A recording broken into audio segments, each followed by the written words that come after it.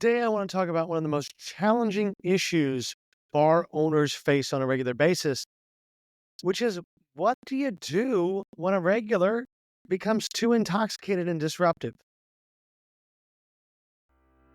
Hello, and welcome to the Bar Business Podcast, where we help bar owners increase profits, attract loyal guests, and simplify operations so you can avoid burnout and finally enjoy your life outside of your bar. I'm your host, Chris Schneider, the Bar Business Coach. Before we get started, a quick thank you to our sponsors, Spot On, who provide a great modern POS solution for the bar and restaurant industry, and Starfish, who use AI to turn your books into actionable steps to increase profits. So today we're going to talk about not just what to do when you have a intoxicated or disruptive guest, but what happens when that guest is a regular, because that changes things a little bit in how a lot of people approach the situation. Although we could argue that approaching a situation differently because it is a regular is actually the wrong thing to do. Now, the thing is, we should be monitoring folks while we're serving them. We don't want anyone to become highly intoxicated. And so some of that is making sure your staff is trained to understand how to prevent someone from becoming intoxicated. Some of that is paying attention to the person, because there are times, and I'm sure everyone listening to this has had this experience. Somebody comes in the bar, they seem perfectly sober. You give them a beer and now they're absolutely fall down drunk, probably because they took some drugs on the way in the door that you didn't know about. Or sometimes it's illegal drugs and it's somebody doing the wrong thing. Sometimes it's just someone that's on a drug and they haven't had any alcohol since they've been on that drug, and they don't understand that there's a bad reaction between a legally prescribed drug that they're on and alcohol. But what do you do? And when it's not a regular, it's just some random person you've never seen before, the answer is pretty simple, right? You kick them out and you have that conversation. But when it's a regular, you got to be a little bit more careful. And you have to make sure that you're always handling things fairly. And again, this should be the same whether they're a regular or not. But regulars obviously feel, in our industry, I was about to say a bit more entitled. Let's be honest here. They feel way more freaking entitled to do what they want in your bar because they see your bar as an extension of their space. It's their third space where they hang out. And frankly, they think they own the bar just as much as you do. So what can we do? Regular, not regular, but how can we mitigate this situation? Well, the first thing is make sure you have policies in place on how to handle these situations. The worst thing you can do is have a regular say, you overserved me and then you kicked me out and you treated me unfairly, and I watched Jim the other night get drunker than I was and nothing happened to him.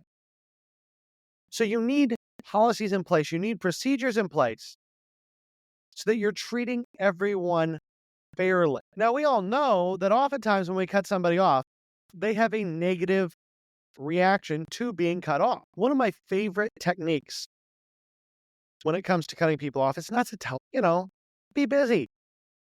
If it's a busy Friday night, that's easy. If it's a slow Tuesday afternoon, that might be a little bit more difficult because there may not be many other people in the bar.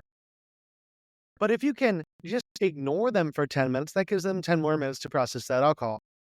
The other thing that you can always do is, put a glass of water in front of them. But again, you need a policy in place that says, hey, here's how we handle this here, so that your team always is doing the exact same thing. Now, along with that, you need to train your team on psychology so that they understand better how to handle difficult situations. One thing that I see all the time that is like the worst thing you can do if someone's really drunk is to get aggressive with them, to say anything definitive. And you do have to say definitive things, but the softer you can be about things, the less harsh you can be, the less likely that person is to have an adverse reaction to being cut off or being told, hey, it's time to go home, man. Now, with the regulars, something I always used to tell them when they would get kind of towards that point is I'd walk over to them and say, hey, Jim, I know you're having a great time. I love that you come in here. And I think you might have had a little bit too much of a good time so far tonight. I'm going to have to cut you off for the night. Now, tomorrow, we're all good. No problems at all. Come back in, right? But tonight, we can't serve you anymore. Now, sometimes that goes fine. Sometimes they have a really negative reaction, in which case I would look right back at the guy and say, "Hey, Jim, if you really, I don't want to cause a scene. I don't want you to cause a scene. I don't want any of us to say something we're going to regret. But if you're not okay hanging out here and not having a drink in front of you, you might want to go home. Let me call you an Uber. Let me get you a cab. Let me get you a ride, whatever that may look like." But providing them an option.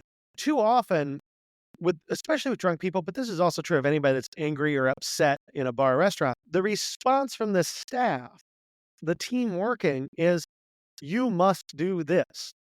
You must do this," gives someone no free will. And when you restrain people's free will, that fight or flight response in their head kicks in. Now, with drunk people, you're much more likely to get fight than you are to get flight. They're much more likely to get aggressive with you than to just turn around and run out the door. So you need to be gentle in how you handle the situation. You need to be professional, and it needs to be the same every time, and all your employees need to know how to do it. Now, the other thing is, every once in a while, these situations will get out of hand. I tell every one of my clients, even people that are doing fancy bars, even people that are doing bars where we should not have issues, say, "Hey, look, you're getting people drunk.